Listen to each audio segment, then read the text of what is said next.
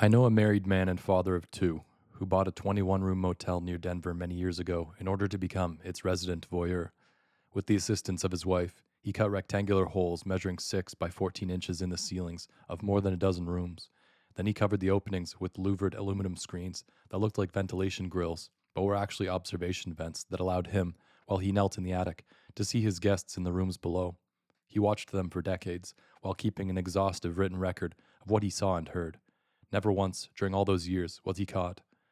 I first became aware of this man after receiving a handwritten special delivery letter without a signature, dated January 7th, 1980, at my house in New York. It began, "Dear Mr. Talese, since learning of your long-awaited study of coast-to-coast sex in America, which will be included in your soon-to-be-published book, Thy Neighbor's Wife, I feel I have important information that I could contribute to its contents or to contents of a future book." He then described the motel he had owned for more than 10 years. The reason for purchasing this motel was to satisfy my voyeuristic tendencies and a compelling interest in all phases of how people conduct their lives, both socially and sexually. I did this purely out of my unlimited curiosity about people, and not as just a deranged voyeur. He explained that he had logged an accurate record of the majority of the individuals that I watched, and compiled interesting statistics on each. That is, what was done, what was said, their individual characteristics, age and body type, part of the country from where they came, and their sexual behavior. These individuals were from every walk of life. The businessman who takes his secretary to a motel during the noon hour, which is generally classified as hot sheet trade in the motel business. Married couples traveling from state to state, either on business or vacation. Couples who aren't married, but live together. Wives who cheat on their husbands and vice versa. Lesbianism, of which I made a particular study. Homosexuality, of which I had little interest, but still watched to determine motivation and procedure. The 70s, later part, brought another sexual deviation forward, namely group sex, which I took great interest in watching. I have seen most human emotions in all their humor and tragedy carried to completion. Sexually, I have witnessed, observed, and studied the best firsthand, unrehearsed, non-laboratory sex between couples, and most other conceivable sex deviations during these past 15 years. My main objective in wanting to provide you with this confidential information is the belief that it could be valuable to people in general, and sex researchers in particular. He went on to say that although he had been wanting to tell his story, he was not talented enough as a writer and had fears of being discovered. He then invited me to correspond with him in care of a post office box and suggested that I come to Colorado to inspect his motel operation. Presently, I cannot reveal my identity because of my business interests, but it will be revealed when you can assure me that this information would be held in complete confidence. After reading this letter, I put it aside for a few days, undecided on whether to respond. As a nonfiction writer who insists on using real names in articles and books, I knew that I could not accept his condition of anonymity, and I was deeply unsettled by the way he had violated his customers' trust and invaded their privacy. Could such a man be a reliable source? Still, as I reread the letter, I reflected that his research methods and motives bore some similarity to my own in Thy Neighbor's Wife. I had, for example, kept notes while managing massage parlors in New York and while mingling with swingers at the Sandstone Nudist Commune in Southern California. One key difference: the people I observed and reported on had given me their consent. Also, the opening line of my 1969 book about the times, The Kingdom and the Power, was, "Most journalists are restless voyeurs who see the warts on the world, the imperfections in people and places." As to whether my correspondent in Colorado was, in his own words, a deranged voyeur, a version of Hitchcock's Norman Bates, or the murderous filmmaker in Michael Powell's Peeping Tom, or instead a harmless, if odd, man of unlimited curiosity, or even a simple fabulist, I could know only if I accepted his invitation. Since I was planning to be in Phoenix later in the month, I decided to send him a note with my phone number, proposing that we meet during a stopover in Denver. He left a message on my answering machine a few days later, saying that he would meet me at the airport baggage claim. 2 weeks later, when I approached the luggage carousel, I spotted a man holding out his hand and smiling. "Welcome to Denver," he said, waving in his left hand the note I had mailed him. "My name is Gerald Fouse." My first impression was that this amiable stranger resembled many of the men I had flown with from Phoenix. He seemed in no way peculiar. In his mid-40s, Foose was hazel-eyed, around 6 feet tall, and slightly overweight. He wore a tan jacket and an open-collared dress shirt that seemed a size small for his heavily muscled neck. He had neatly trimmed dark hair, and, behind horn-rimmed glasses, he projected a friendly expression befitting an innkeeper. After we had exchanged courtesies, I accepted his invitation to be a guest at his motel for a few days. We'll put you in one of the rooms that doesn't provide me with viewing privileges, he said, with a lighthearted grin. He added that later on he would take me up to the special attic viewing platform, but only after his mother-in-law, Viola, who helped out in the motel office, had gone to bed. My wife, Donna, and I have been careful never to let her in on our secret, and the same thing goes, of course, for our children, he said. He removed from his pocket a folded piece of stationery and handed it to me. I hope you'll not mind reading and signing this, he said. It'll allow me to be completely frank with you, and I'll have no problem showing you around the motel. It was a typed document stating that I would not identify him by name or publicly associate his motel with whatever information he shared with me until he had granted me a waiver. I signed the paper. I had already decided that I would not write about Gerald Fouse under these restrictions. I had come to Denver merely to meet this man and to satisfy my curiosity about him. As Fouse drove us to the motel, he took the opportunity to sketch out the story of his life for me. He explained that he had met Donna in high school in a farming town called Olt, about 65 miles outside of Denver, and that the two had been married since 1960. His parents, hard-working German Americans, had had a farm. He described them as kind-hearted people who would do anything for him, except discuss sex. Every morning, he said, his mother got dressed in her closet, and he never witnessed either of his parents exhibiting an interest in sex. He said, and so, being very curious about sex, even as an early adolescent, with all those farm animals around, how could you avoid thinking of sex? I looked beyond my home to learn what I could about people's private lives. He did not have to look far, he said, steering the car toward the suburb of Aurora, where his motel was situated. When he was a child, his mother's married sister, Catherine, lived in the farmhouse next door. At the age of 9, he said, he started watching her. Aunt Catherine was in her late 20s then. She often walked around nude in her bedroom at night, with the shutters open, and he would peer in from below the windowsill, a moth drawn to her flame. For an hour or so every evening. He watched her for 5 or 6 years and never got caught. His Aunt Catherine liked to sit at her dressing table with no clothes on, arranging her miniature porcelain dolls or her collection of valuable thimbles. Sometimes her husband was there, my Uncle Charlie, usually deep in sleep, Fouse said. He drank a lot. Once, I did see them having sex, and it made me upset. I was jealous. She was mine, I thought. I listened without comment, although I was surprised by Gerald Fouse's candor. I had known him for barely half an hour, and he was unburdening himself to me about his masturbatory fixations and the origins of his voyeurism. As a journalist, I do not recall meeting anyone who required less of me than he did. He did all the talking while I sat and listened. The car was his confessional. He told me that he was a virgin through high school. It was only after joining the Navy, serving in the Mediterranean and the Far East, and training as an underwater demolition specialist, that he enlarged his knowledge of sex under the guidance of bar girls. But he also kept fantasizing about his Aunt Catherine. When he returned from the service, he started dating and soon married Donna, who was a nurse at a hospital in Aurora. Fouse found work as a field auditor for Conoco. He was miserably employed, sitting in a cubicle all day, keeping records of the inventory levels of oil tanks.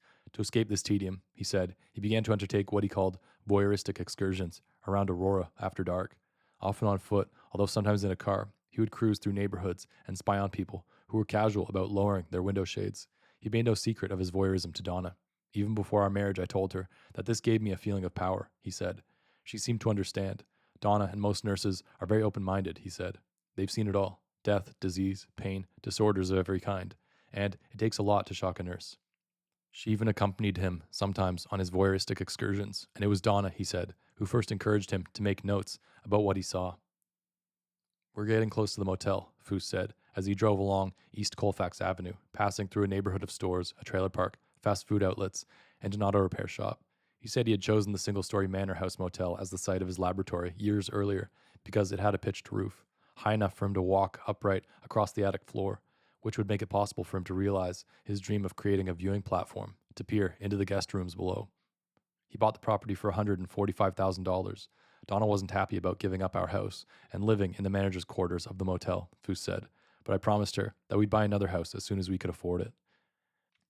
Fouse pulled into the parking area of the Manor House Motel, a brick building painted green and white, with orange doors leading into each of its 21 guest rooms. He parked next to an adjacent building consisting of an office and the family quarters. Donna, a short, blue-eyed blonde woman wearing a nurse's uniform, greeted us in the office. She was heading to the hospital to work a night shift. On the way to my room, Fouse told me that their son was a freshman at the Colorado School of Mines, and that their daughter, who was born with a respiratory ailment, had to drop out of high school to be treated at a special clinic where she lived. He opened the door to my room, switched on the air conditioner, and put down my luggage, saying that he would collect me in an hour to go out to dinner. After that, we can come back and take a little tour of the attic, he said. After I unpacked, I began making notes of my impressions of Gerald Fouse. My interest in him was not dependent on having access to his attic. I was hoping to get his permission to read the hundreds of pages that he claimed to have written during the past 15 years, with the result that he would one day allow me to write about him. I knew that he viewed himself as a sex researcher along the lines of Alfred Kinsey, and I assumed that his account centered on what excited him sexually, but it was possible that he noted things that existed beyond his desires. A voyeur is motivated by anticipation. He invests endless hours in the hope of seeing what he wishes to see. Yet, for every erotic episode he witnesses, he is also privy to hundreds of mundane moments representing the ordinary daily human routine. People channel surfing, snoring, urinating, primping, and doing things too tediously real for reality television. I was intrigued by the notion of the voyeur in the course of his trespasses, inadvertently serving as a social historian.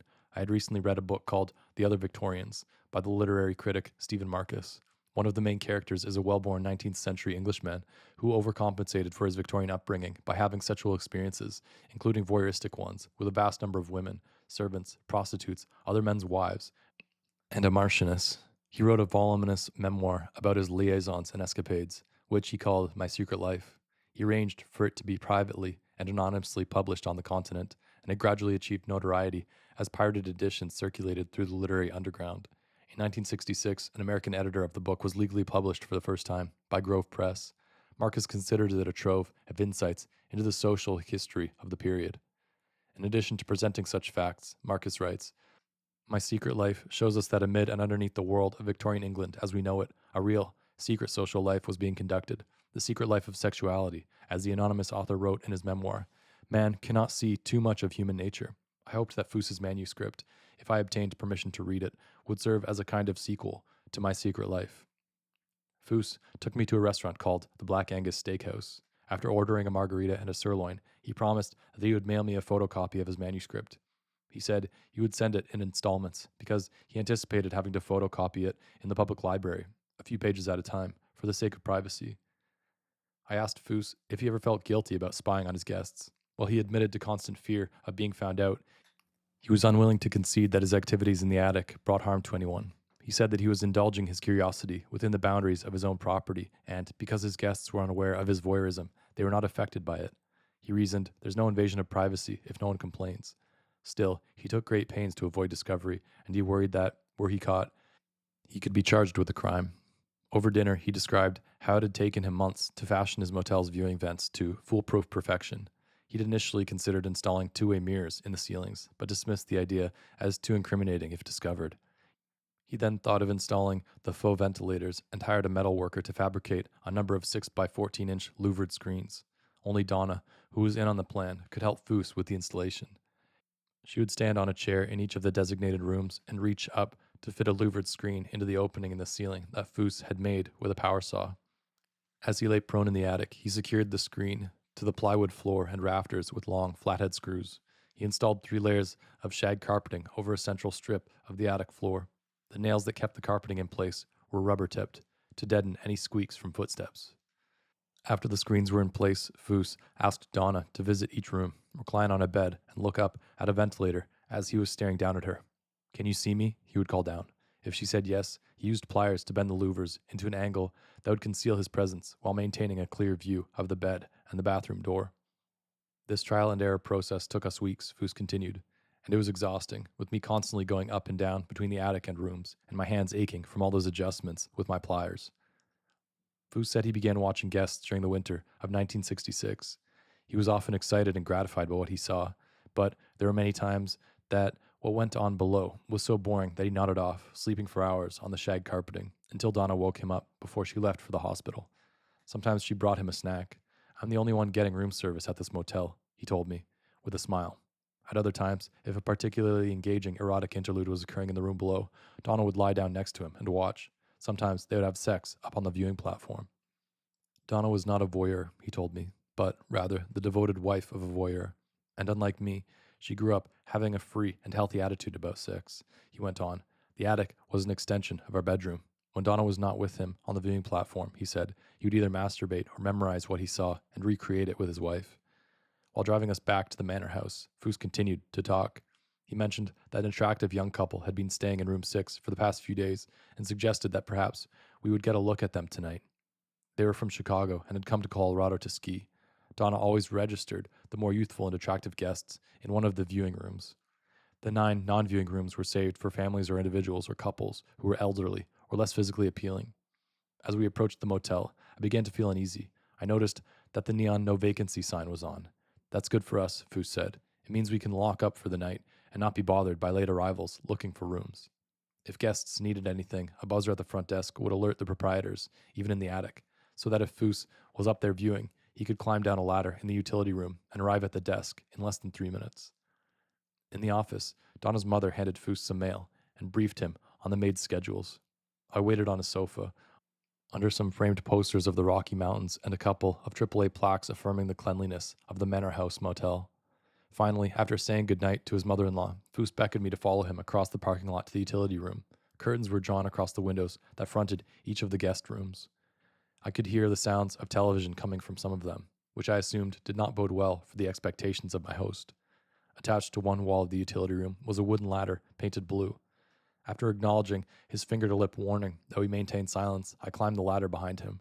On a landing, he unlocked a door leading into the attic. After he had unlocked the door behind us, I saw, in the dim light, to my left and right, sloping wooden beams that supported the motel's pitched roof. In the middle of the narrow floor was a carpeted catwalk about 3 feet wide, extending over the ceilings of the 21 guest rooms.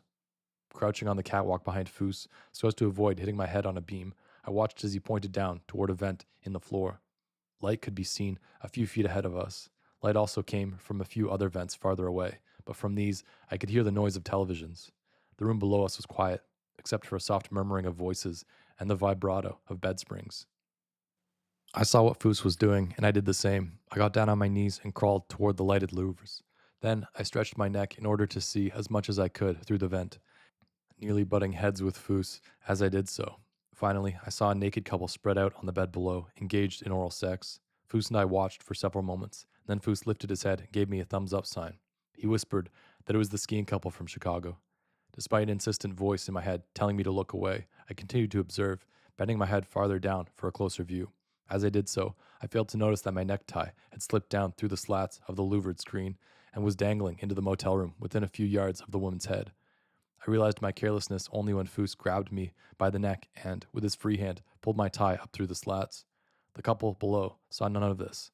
The woman's back was to us, and the man had his eyes closed. Fouse's expression, as he looked at me in silence, reflected considerable irritation. I felt embarrassed. What if my necktie had betrayed his hideaway? My next thought was, why was I worried about protecting Gerald Fouse? What was I doing up here, anyway? Had I become complicit in his strange and distasteful project? I followed him down the ladder into the parking area. "You must put away that tie," he said finally, escorting me to my room. I nodded and wished him a good night. When I met Fouse in the office the next morning, he bore no trace of irritation, and he did not comment on the fact that I was not wearing a necktie. "Since we have some privacy here, I'd like to give you a quick look at my manuscript," he said. He unlocked a desk drawer and removed a cardboard box containing a 4-inch thick stack of handwritten pages from yellow legal pads, the work of 15 years. The penmanship was excellent. This was the manuscript he called the Voyeur's journal. He explained that he kept small pads, pencils, and a flashlight stashed in the attic. "When I see or hear something that interests me, I'll scribble it down, and later, when I'm alone down here, I'll expand on it." He seemed desperate to share his findings. I wondered if voyeurs crave escape from their prolonged solitude by unburdening themselves to other people. Stephen Marcus writes of the Victorian adventurer in his book. Had he really wanted to keep his secret life a secret, he would not have put pen to paper. He asks whether all men feel and behave as he does, and concludes, "I can never know this. My experience if printed may enable others to compare as I cannot." A week after I returned to New York, I received in the mail 19 pages of the Voyeur's journal, dated 1966. The first entry begins, "Today was the fulfillment and realization of a dream that has constantly occupied my mind and being. Today, I purchased the Manor House Motel, and that dream has been consummated. Finally, I will be able to satisfy my constant yearning and uncontrollable desire to peer into other people's lives. My voyeuristic urges will now be placed into effect on a plane higher than anyone else has contemplated." He described the painstaking effort of converting his attic into a viewing platform. November 18th, 1966. Business has been great, and I am missing observing several interesting guests, but patience has always been my watchword. and I must accomplish this task with the utmost of perfection and brilliance. His notes become increasingly grandiose as he nears his goal. These idiots working for this sheet metal shop are dumb as radishes, he writes. This vent will never function properly, they say. If I told them what purpose it was going to serve, they probably wouldn't comprehend. If I had not seen the attic viewing platform with my own eyes, I would have found it hard to believe Fouse's account. Indeed, over the decades since we met in 1980, I have noticed various inconsistencies in his story. For instance, the first entries in his Voyeur's journal are dated 1966, but the deed of sale for the manor house, which I obtained recently from the Arapahoe County Clerk and Recorder's Office, shows that he purchased the place in 1969, and there are other dates in his notes and journals that don't quite scan. I have no doubt that Fouse was an epic voyeur, but he could sometimes be an inaccurate and unreliable narrator. I cannot vouch for every detail that he recounts in his manuscript. At times, I could almost picture Fouse rubbing his hands together like a mad scientist in a B movie. I will have the finest laboratory in the world for observing people in their natural state, and then begin determining for myself exactly what goes on behind closed bedroom doors, he wrote. In an entry dated November 24th, 1966, he describes using the viewing platform for the first time. Subject number 1, Mr. and Ms. W. of Southern Colorado. Description: approx. 35-year-old male in Denver on business, 5'10", 180 pounds, white collar, probably college educated. Wife, 35 years old, 5'4", 130 pounds. Pleasing, plump, dark hair, Italian extraction, educated, 37, 28, 37. Activity: room number 10 was rented to this couple at 7 p.m. by myself. He registered, and I noticed he had class and would be a perfect subject to have the distinction of being number 1. After registration, I immediately left for the observation walkway. It was tremendous seeing my first subjects for the initial observation enter the room. The subjects were represented to my vision, clearer than anticipated. I had a feeling of tremendous power and exhilaration at my accomplishment. I had accomplished what other men had only dreamed of doing, and the thought of superiority and intelligence occupied my brain. As I peered into the vent from my observation platform, I could see the entire motel room, and to my delight, the bathroom was also viewable, together with the sink, commode, and bathtub. I could see the subjects below me, and without question, they were a perfect couple to be the first to perform on the stage that was created especially for them, and many others to follow, and I would be the audience. After going to the bathroom with the door closed, she sat in front of the mirror looking at her hair and remarked she was getting gray. He was in an argumentative mood and appeared disagreeable with his assignment in Denver. The evening passed uneventful until 8:30 p.m. when she finally undressed, revealing a beautiful body, slightly plump, but sexually attractive anyway. He appeared disinterested when she laid on the bed beside him, and he began smoking one cigarette after another and watching TV. Finally, after kissing and fondling her, he quickly gained an erection and entered her in the male superior position, with little or no foreplay, and orgasmed in approximately 5 minutes. She had no orgasm and went to the bathroom. Conclusion: they are not a happy couple. He is too concerned about his position and doesn't have time for her. He's very ignorant of sexual procedure and foreplay despite his college education. This is a very undistinguished beginning for my observation laboratory. I'm certain things will improve. Things did not improve for Gerald Fouse with regard to the second couple he observed. The man and woman were in their 30s, and they talked about money, drank bourbon, and went to bed with the covers pulled up to their noses. The third couple, affluent-looking people in their early 50s, were more interesting. They were in town to spend Thanksgiving with their son and their daughter-in-law, whom they had not met before and of whom they did not approve. Fouse writes that he observed them discussing their son's marriage. He noted that the wife unhooked her bra by sliding the closure around to the front. She removed her shoes and sprayed the interior of the shoes with some sort of deodorant. After the bath, she spent 1 hour preparing her hair in rollers and primping in front of the mirror. This is a 50-year-old woman. Imagine the hours she has wasted in her lifetime. By this time, her husband is asleep, and no sex transpired tonight. The next morning at 9 a.m., I observed her giving him oral sex to completion. After watching them for 2 more days, Fouse summed up. Conclusion: educated, upper-middle-class older couple who enjoy a tremendous sex life. Between Thanksgiving and January of his first year as a motel voyeur, Gerald Fouse spent enough time in his attic to observe guests perform 46 sex acts, at times alone, at times with a partner, and on one occasion with 2 partners. Each time, he summed up his observation in a formal conclusion. One day in December, 2 neatly dressed men and a woman came in and requested a single room. The more vocal of the 2 men, who had red hair, explained that his furnace at home had stopped working and that his wife was freezing.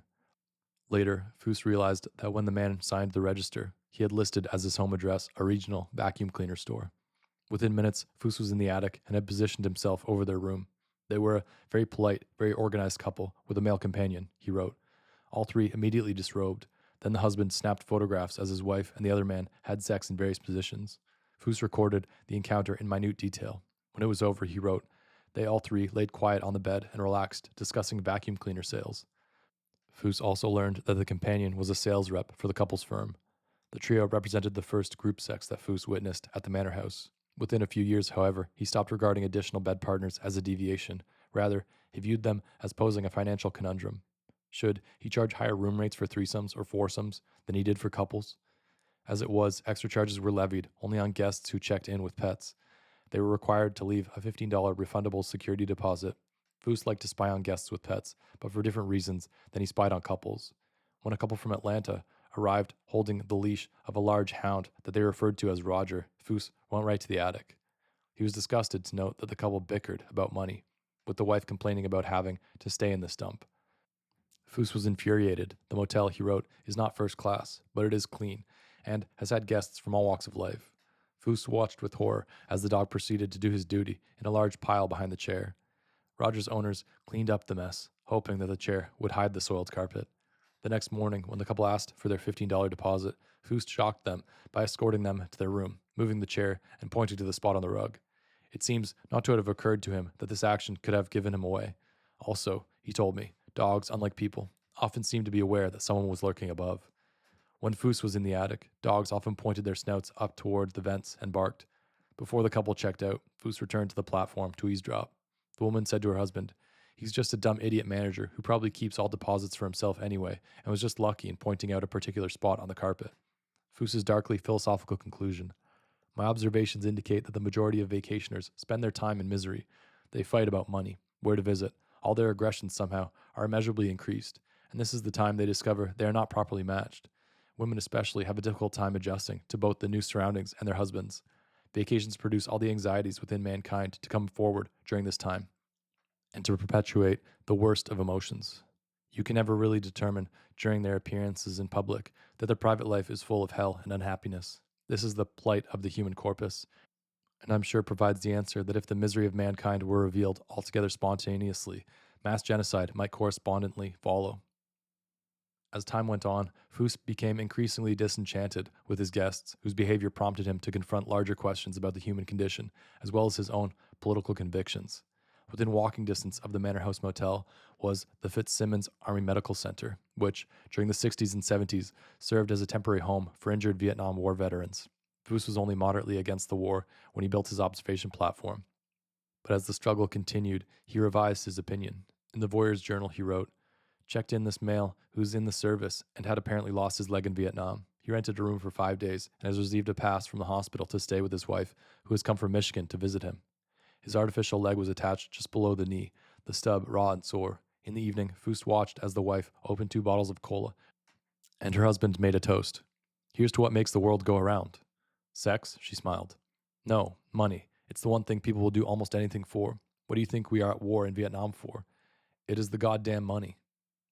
A few years later, another wounded veteran, this one a paraplegic, checked into the manor house with his wife. Fouse watched as the wife tried to help her husband out of his wheelchair and emptied his catheter bag. At one point, the husband asked her, why do you continue to love me when I'm in this condition? The wife was affectionate and supportive, and after observing the couple completing a successful sexual encounter, Fouse wrote, I have had the opportunity to observe many of the deplorable and regrettable tragedies of the Vietnam War. This subject is lucky. He has a loving and understandable wife. Another time, he rented 2 connecting rooms to a pilot, his girlfriend, and a male friend. Fouse spied on them and heard the pilot bragging about once throwing a Viet Cong soldier out of his gunship. Fouse wrote, the subject makes me sick. The pilot also described his favorite sport, which is chasing and shooting coyotes from his aircraft. Later that night, Fouse saw the single friend masturbating as he listened, with his ear against the connecting door, to the pilot in bed with the girl. In his conclusion, Fouse registered his distaste. Their disregard for animals and the fate of the Viet Cong soldier infuriated him, although he did add a self-serving note pointing out that the friend's lascivious eavesdropping makes a truism out of my contention that all men are voyeurs to some degree. Fouse liked to strike up casual conversations with his subjects after he'd observed them. If he discovered that a guest lived in the Denver area, he would sometimes follow the person home after checkout. One was a middle-aged woman who checked into the motel with a well-dressed younger man. The woman mixed a drink, then removed her clothes. As the two entwined on the bed, the woman moaning frantically, the man abruptly stopped. "I'm having difficulty making my car payment," he told her.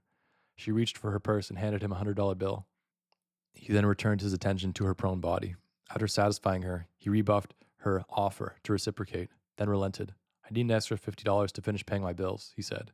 She gave him the money, and several minutes later he left.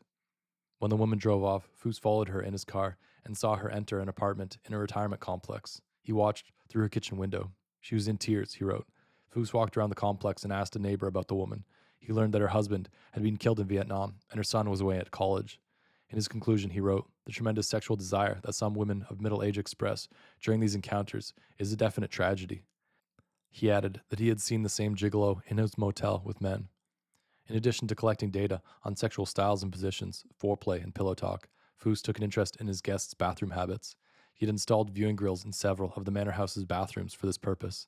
One woman sat on the toilet side saddle. A man sat on the toilet backward, facing the wall. Fouse noted every imaginable position or approach to the commode has been observed. More men than Fouse could count urinated on the sink. He expressed anger at the toilet industry for its failure to address the challenges men have in directing their urine stream accurately. "If I had my way, I'd design a household toilet that was more like an upright urinal," he told me. He complained about the guests who smoked, not because it fouled the room, but because the smoke rises and floods the vent, impeding his view.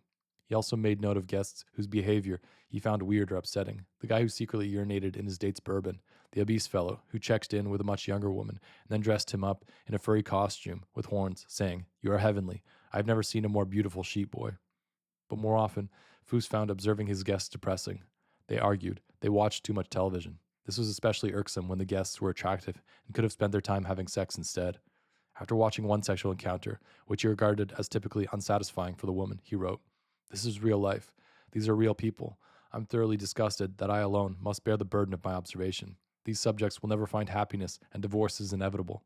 He doesn't know the first thing about sex or its application. The only thing he knows is penetration and thrusting, to orgasm, under the covers with the lights out. "My voyeurism has contributed immensely to my becoming a futilitarian, and I hate this conditioning of my soul. What is so distasteful is that the majority of subjects are in concert with these individuals in both design and plan.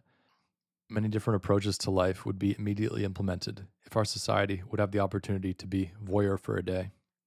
As Gerald Fouse reflected upon his burden as a committed voyeur, he saw himself as an entrapped figure. He had no control over what he saw and no escape from its influence. As I read the sections of the journal he sent me, which covered the mid-1960s through the mid-70s, I noticed that his persona as a writer changed, gradually shifting from a first-person narrator into a character whom he wrote about in the third person. Sometimes he used the word "I," and sometimes he'd refer to himself as the voyeur. The entries become increasingly pretentious, and Fouse starts to invest the omniscient voyeur character with godlike qualities. He appears to be losing his grip on reality, but only once, while posted in the attic, did he actually speak through a vent to a person below. He was looking down on room 6, where he saw a guest eating Kentucky Fried Chicken while sitting on the bed. Instead of using paper napkins, the man cleaned his hands on the bed sheets. He then wiped the grease off his beard and mouth with the bedspread. Without realizing what he was doing, Fouse shouted, "You son of a bitch." The subject stopped eating and looked around the room, and then went to the window and looked out. Apparently, he knew someone shouted SOB, but couldn't determine from which direction the insult came. He went to the window and looked out for the second time and pondered the situation for a few minutes, and then continued with his animalistic eating habits. Fouse lost control on other occasions, each time risking exposure. One time, he was watching a couple who were in town on a cattle buying trip.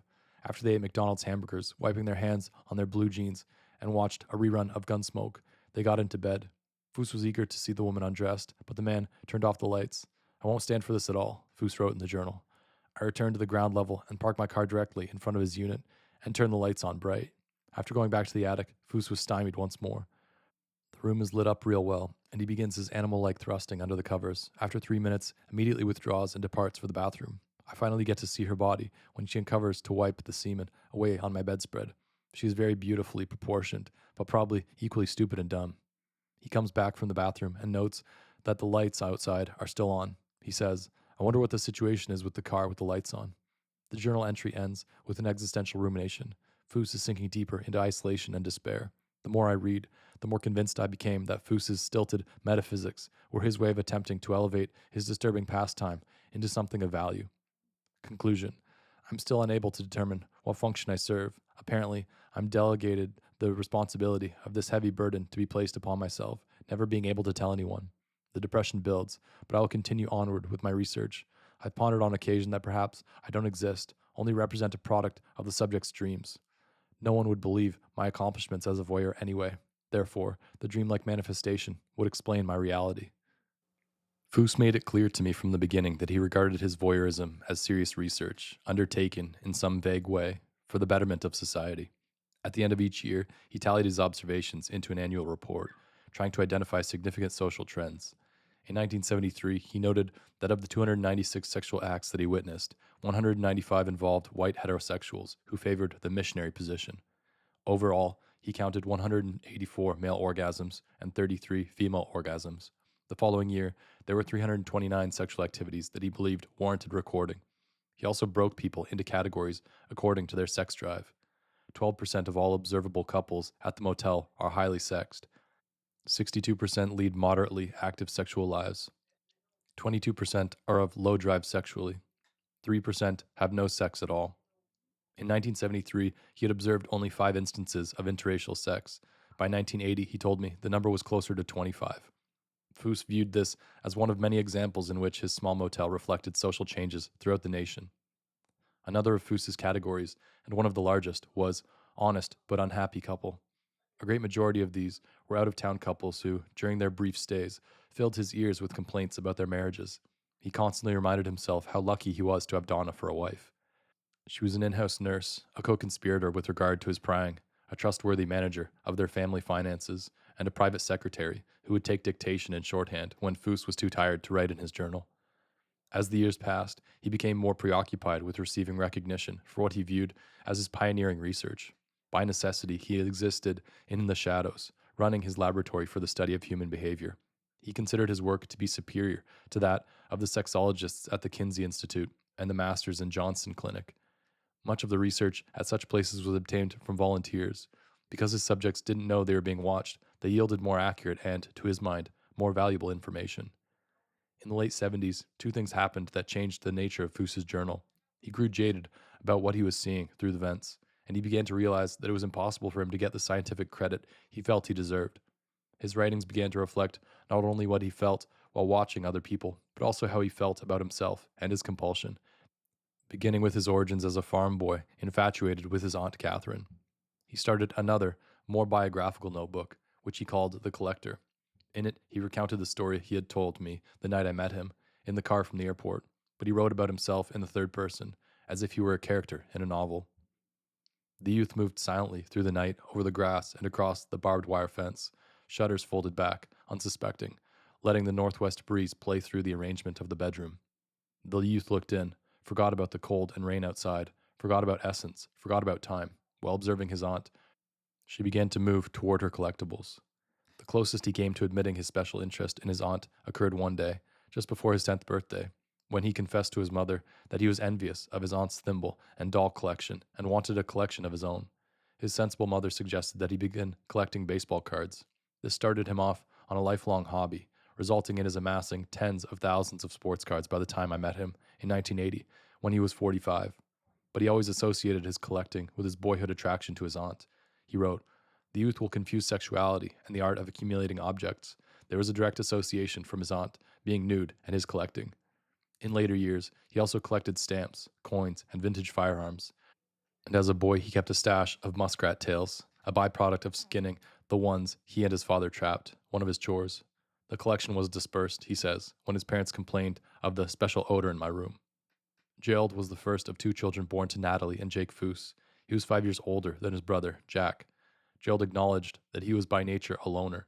When he was not busy with farm chores or spying on his aunt, he would often look up at the sky and know there was something out there for me. His mother had encouraged him to get a library card, and he spent hours reading. He wrote, "I was mesmerized by books and what might be called the life of the mind, and the life that was not manual labor or farming or housework, but seemed in its specialness to transcend these activities." Some of Fouse's reminiscences offer glimpses of what he would become. The town was truly a rural paradise, even into the 1920s. Some 2,000 farms, averaging 80 acres each, he continued, describing his childhood.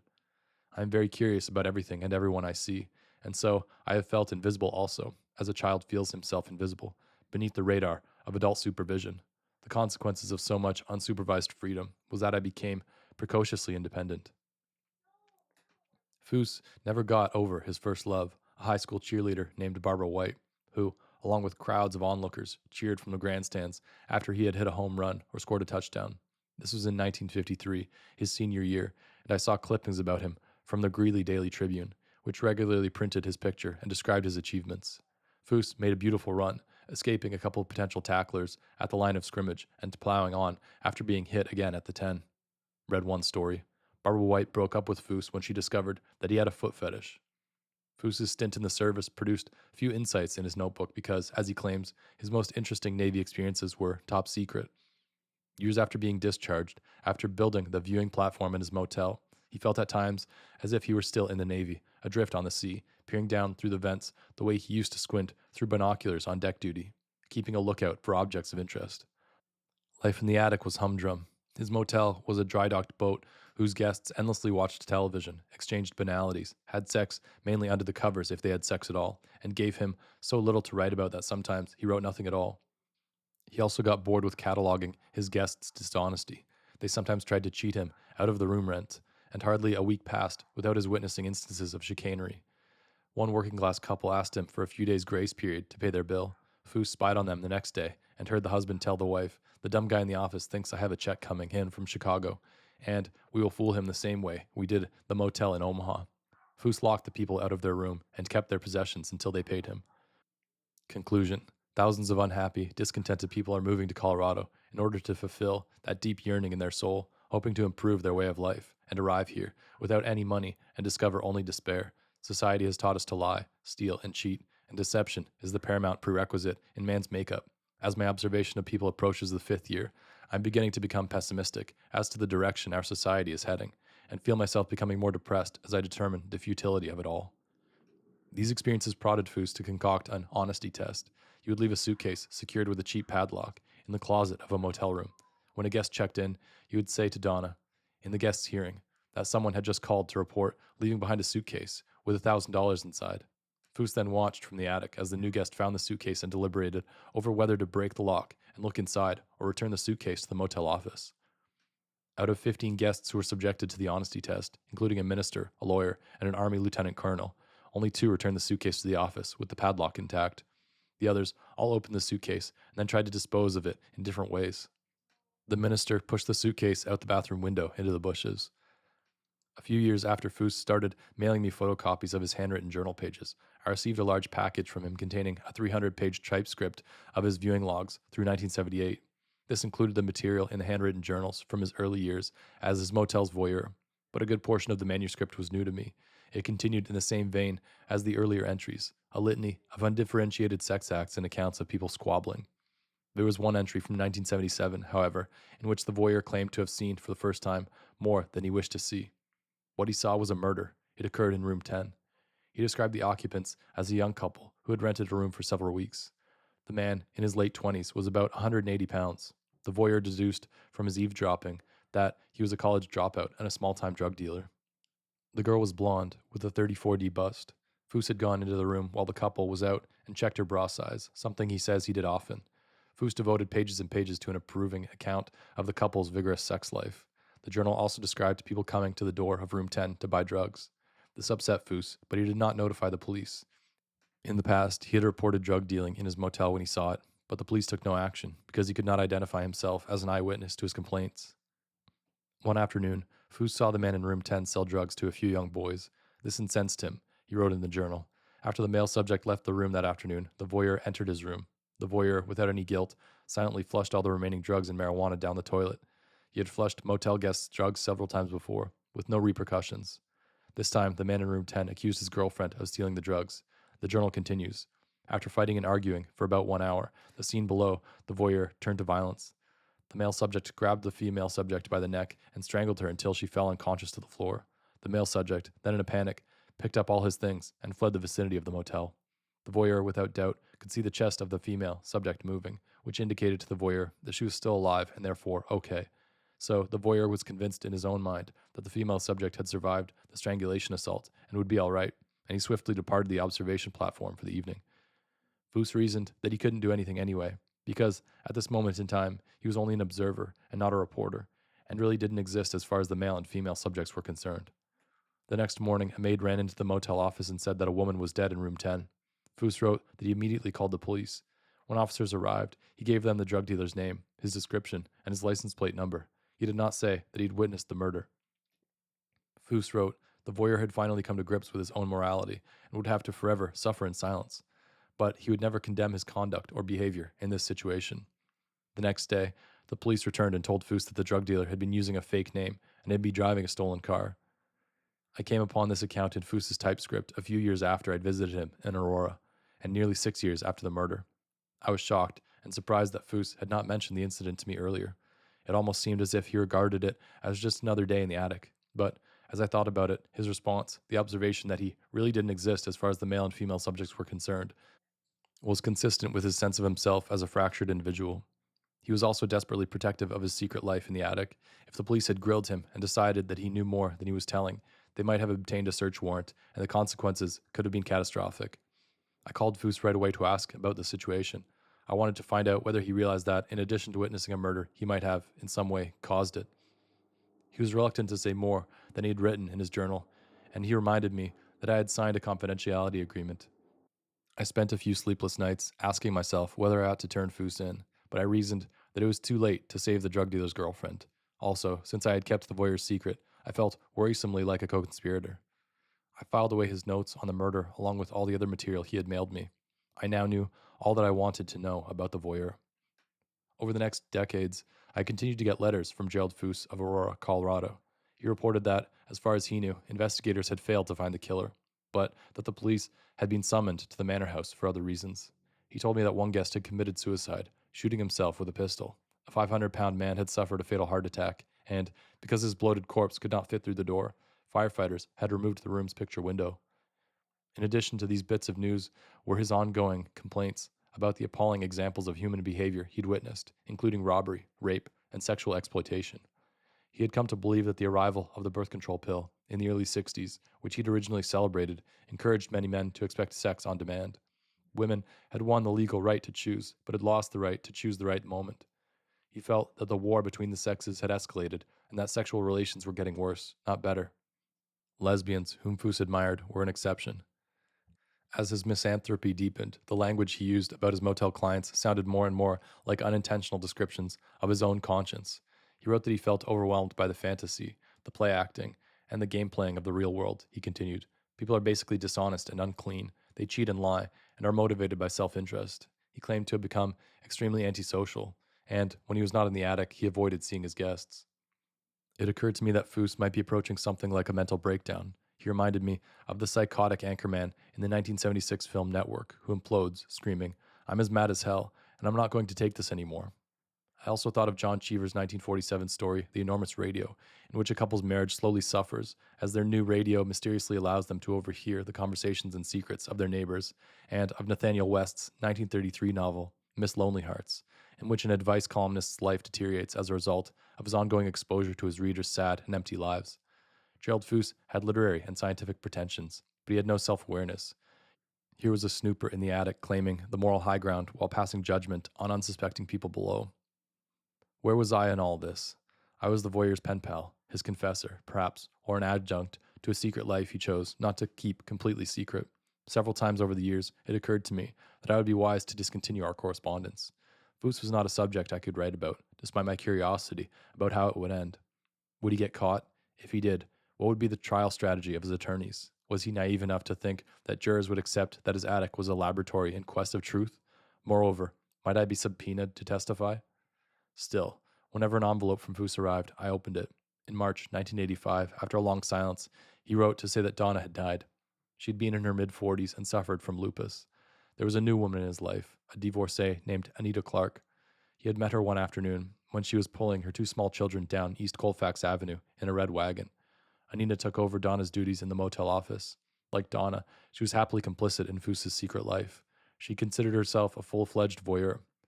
From subsequent letters, I learned that business was going so well that, in 1991, Fouse bought a second motel down the street called the Riviera. He installed 4 faux ventilators in the bedroom ceilings there, but the manor house remained his observational headquarters. Despite this apparent success, Fouse was still tormented. He wrote, "Voyeurs are cripples, whom most people think are flawed and imperfect, and whom God has not blessed." I had not heard from Gerald Fouse for a long time when, in July 2012, I read on the front page of the Times that a 24-year-old man, the son of a nurse, had fatally shot 12 people and wounded dozens more in an Aurora, Colorado movie theater. After scanning the article and seeing that Fouse's name was not listed among the victims, I called him. Bizarrely, he told me that he had once been inside the gunman's apartment. Fouse's son had been an earlier tenant.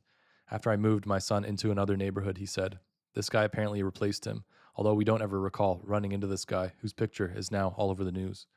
A few weeks later, Gerald Fouse resumed writing letters to me, and he used his familiar bombastic style in response to the movie theater shooting. Haven't the people of Aurora treated their fellow men with kindness and consideration so that the sword of Damocles was lowered on us? He had sold his 2 motels in 1995 when arthritis in his knees made it too painful for him to climb the ladder and crawl around the attic. First, he'd removed the vents and patched up the holes in the ceilings. With the proceeds, he and Anita bought a ranch in the Rockies, splitting their time between it and a house on a golf course in Aurora. He missed his motels, which he called that protected space, that sacred ground, although he took comfort in the belief that the business was in decline. When he began in the 60s, motels thrived because of the tryst trade. Guests could walk directly from their cars to their rooms without having to interact with anyone in a lobby or elevator. Couples today, he said, seem less concerned with that kind of secrecy and discretion. He wrote to me of missing the power he'd felt as the voyeur. He wrote about having dyed his hair and later feeling ashamed as he studied his reflection in the bathroom mirror. Dyeing his hair was a form of deception that challenged his self-perception as a truth-teller. Since we last communicated, Fouse had a new hobby. He'd become preoccupied with government and corporate surveillance. Almost everything we do is on record, he told me over the phone. He talked about how the private lives of public figures are exposed in the media almost every day, and about how even the head of the CIA, General David Petraeus, couldn't keep his sex life out of the headlines. He insisted that the media is in the peeping Tom business, but the biggest peeping Tom of all is the US government, which keeps an eye on our daily lives through its use of security cameras and its ability to track activity on the internet, credit cards, bank records, cell phones, GPS, and airline ticketing, among other things. He asked me, perhaps you may be thinking, why is this of interest to Gerald Fouse? Because it is possible that someday the FBI will show up and say, "Gerald Fouse, we have evidence that you've been watching people from your observation platform. What are you, some kind of pervert?" And then Gerald Fouse will respond, "And what about you, big brother? For years you've been watching me everywhere I go." During the spring of 2013, 33 years after I had met him, Fouse called me to say that he was ready to go public with his story. 18 years had passed since he had sold his motels, and he believed that the statute of limitations would now protect him from invasion of privacy lawsuits that might be filed by any former guests. He was 78 years old, he reminded me, and he felt that if he did not share his findings with the public now, he might not be around long enough to do so. He said he was dissolving the confidentiality agreement that I'd signed in 1980 and gave me permission to write about him and to use all the material he had shown me over the decades. Later this year, I will publish a book about Fouse, a large part of which consists of entries from the Voyeur's journal. For the use of his manuscript, he received a fee from the book publisher. I flew to Denver and met Fouse and Anita for breakfast at an airport hotel. He carried a cane, and his thinning gray hair was offset by a gray mustache and goatee. Tightly buttoned over his massive chest was a tweed jacket and, under it, an orange sports shirt. Anita was as he had described her in his letters, 18 years younger than Gerald. She was a petite, quiet woman with frizzy red hair. He wanted to show me his collection of sports memorabilia, tens of thousands of sports cards that Anita had organized in alphabetical order. He explained that one of the reasons he was now willing to reveal himself as a voyeur was that he hoped the media notoriety might draw attention to his collection, which he was eager to sell. He believed it was worth millions. I was more interested in discussing the murder that Fouse claimed to have witnessed in room 10 of the Manor House Motel in 1977. I had let Fouse know that, without naming him as a witness, I intended to contact the Aurora Police Department to find out if it had uncovered any new information about the homicide. Fouse did not object, saying that he regretted his negligence in the matter. In going public with his story and confessing his failings, he hoped to achieve some sort of redemption. During our breakfast, I showed Fouse a letter from Paul O'Keefe, then a lieutenant, now division chief, of the Aurora Police Department, who wrote, "Unfortunately, we can find no record of such an event." He had checked several cold case databases and found nothing. Two coroner's offices had no information either. In subsequent phone calls, two former officers said that it would not be impossible for there to be no remaining police records in a Jane Doe case, such as the one I described. The identity of the victim was unknown, after all, and the crime took place before police departments kept electronic records. It is also possible that Fouse made an error in his record keeping or transcribed the date of the murder inaccurately, as he copied the original journal entry into a different format. Over the years, as I burrowed deeper into Fouse's story, I found various inconsistencies, mostly about dates, that called his reliability into question. It seems as if that young woman just fell through the cracks, Fouse said. I thought he might be relieved, but he told me that he had talked to a lawyer. In publicly admitting that he had witnessed a murder and had not acted to prevent it, he said, I could be an accessory to a crime. I might be convicted of second-degree murder charges. Still, Fouse went on, after years of hiding, he was ready to come clean. Life comes with risks, but we can't be concerned with that, he said. We just tell the truth. After the meal, we drove to the Fouse's house. I hope I'm not described as just some pervert or peeping Tom, he said. I think of myself as a pioneering sex researcher. I asked him if he ever considered filming or recording his guests. No, he said, explaining that to be caught with such equipment would have been incriminating, and using it would have been impractical. He maintained that most men are natural voyeurs, but most women prefer being watched to watching others, he said, which may partly explain why men spend fortunes on porn and women on cosmetics. Later, I asked Fouse if he had heard of Erin Andrews, the television sportscaster who was secretly filmed coming out of the shower in her hotel room by a stalker who'd altered the people in her door. The man, who then posted nude footage of Andrews on the internet, was convicted of a felony and served 20 months in prison. Andrews sued him and the hotel for $75 million in damages to compensate for the horror, shame, and humiliation she suffered. Last month, a jury awarded her $55 million. Fouse had been following the case on the news. His take on it did not surprise me. It echoed the twisted justifications for his own behavior that he'd offered over the years. While I've said that most men are voyeurs, there are some voyeurs, like this creep in the Andrews case, who are beneath contempt. He told me. He is a product of the new technology, exposing his prey on the internet and doing something that has nothing in common with what I did. I exposed no one. What this guy did was ruthless and vengeful. If I were a member of the jury, I'd unhesitatingly vote to convict. He insisted that he had little in common with Andrew's predator. I asked him why. Since he had spent half his life invading other people's privacy, he was so critical of the government's intelligence gathering in the interest of national security. He reiterated that his spying was harmless, because guests were unaware of it, and its purpose was never to entrap or expose anyone. He told me that he identified with Edward Snowden, the former National Security Agency contractor who illegally released government documents alleging that, for example, U.S. intelligence agencies were tapping the cell phone of Chancellor Angela Merkel of Germany. Snowden, in my opinion, is a whistleblower, Fouse said, adding that instead of being prosecuted, Snowden should be praised for exposing things that are wrong in our society. He considers himself a whistleblower, too, even though, so far, he hadn't revealed anything to anyone except his wives and me. Asked which things that are wrong he wished to expose, he said that basically you can't trust people. Most of them lie and cheat and are deceptive. What they reveal about themselves in private, they try to hide in public. What they try to show you in public is not what they really are. While he was on the subject of morality, I brought the conversation around to the murder again. If I'd known that this particular lady was dying, I'd have called an ambulance immediately, he said. He had subsequently thought about how he might have saved the woman without incriminating himself. I would have said, I was walking by the window and heard a scream, or something like that. Fouse recounted the night of the murder once more, filling in some details that were not in the journal I had read decades earlier. When the maid found the body in room 10, I thought, oh no, Fouse said. He had done a check that she was really dead. Then he called the police. As the coroner was loading the body into a van, Fouse said, I was sick, telling myself, I could be responsible for this. Still, even after acknowledging his remorse over the woman's murder, he would not connect his behavior in the attic with serious wrongdoing. I remained perplexed about Gerald Fouse's motives. How could he assume that going public with his sinister story would achieve anything positive? It could just as easily provide evidence leading to his arrest, lawsuits, and widespread public outrage. Why did he crave the notoriety? Unlike the 19th century adventurer in The Other Victorians, who produced a lengthy confession, My Secret Life, but then withheld his name from it, Fouse wanted to send his manuscript out into the world, and he was willing to acknowledge his true identity, even with all the risks that it entailed. It occurred to me that Fouse had something in common with another American who wanted the world to read what he had written. Theodore Kaczynski, the Unabomber.